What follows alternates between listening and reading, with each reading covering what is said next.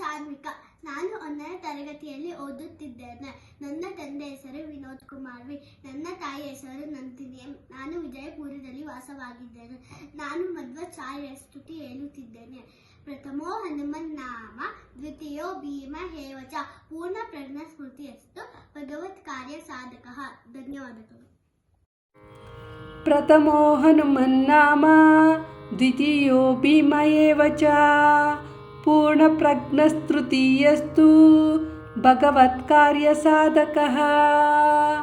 ಮಧ್ವಾಚಾರ್ಯರು 1238ರಲ್ಲಿ ನಮ್ಮ ಉಡುಪಿಯಿಂದ 5 ಮೈಲಿ ದೂರದಲ್ಲಿರುವ ಪಾಜಕ ಎಂಬ ಹಳ್ಳಿಯಲ್ಲಿ ಜನಿಸಿದರು.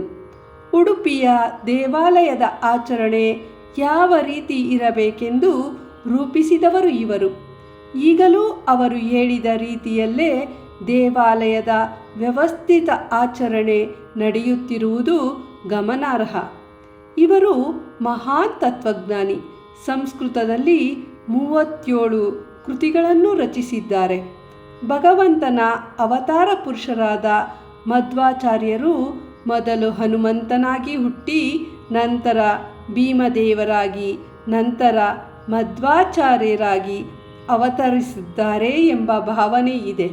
ಇಂತಹ ಅತ್ಯುನ್ನತ ಜ್ಞಾನದ ಶಿಖರದಂತಿರುವ ಶ್ರೀ ಮಧ್ವಾಚಾರ್ಯರಿಗೆ ಮನಸಾರ ವಂದನೆಗಳನ್ನು ಸಲ್ಲಿಸೋಣ.